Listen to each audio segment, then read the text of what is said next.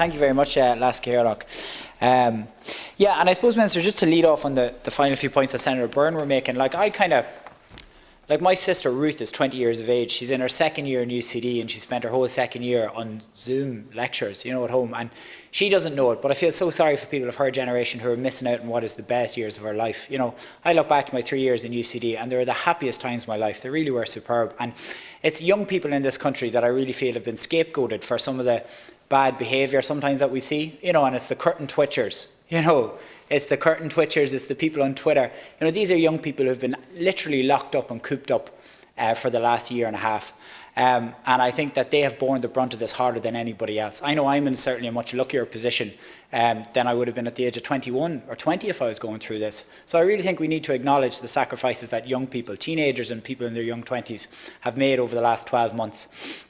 And that leads me on to the second point that I want to make in relation to students, and I appreciate the latitude that the Lasca Hairlock will give me on this, but when we talk about the mental health struggles for students, I've been doing a lot of work with the students at DKIT in my own town of Dundalk in the last week, and they have unfortunately gotten caught in the crossfire between an industrial dispute between the TUI and the president of the college in the DKIT, and they're having their exam results withheld from them. They're now into 8 days without having their exam results. Hopefully it'll be resolved over the weekend, but we don't know if that's going to happen yet or not. And the president of DKIT SU, Tadhg Kavanagh, is a very impressive young man who's doing quite a lot of work for the students there. And we absolutely support the principle of the TUI and the work Relations Committee where they're engaged with. Unfortunately, the other side walked away from the table, and that's the school DKIT management side. They've walked away from negotiations. And as a result, students are now being caught in the crossfire and having exams results withheld.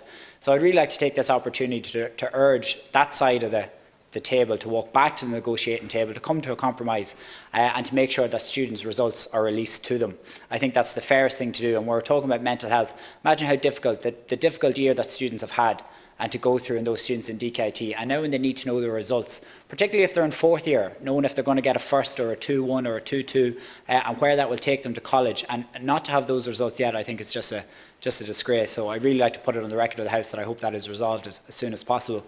The final couple of points I'd like to make in relation to mental health is, and I've described it before in this House, is how I believe that RTE, Claire Byrne and other shows are like the fifth horseman of the apocalypse at times on TV each night. I have never seen more doom and gloom, to the point where I've just turned it off. I stopped watching it.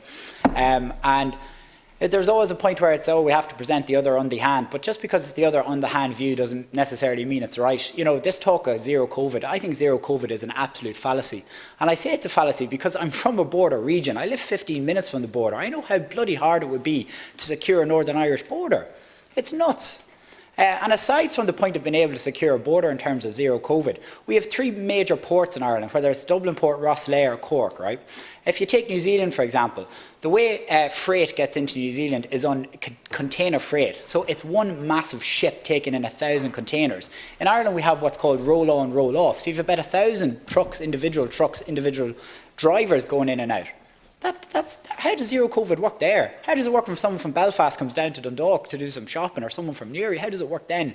It's a fallacy. I understand that people are desperate. I understand that people are trying to cling on to something. But zero COVID is not the way to go about it. And it's like throwing a lifeline to a drowning guy looking for a bit of hope in the depths of January when we're all sick of restrictions and lockdown and everything else. But it's not the way to go.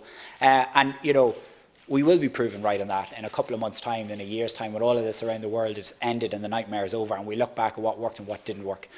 So thank you for your time so far. Thank you indeed.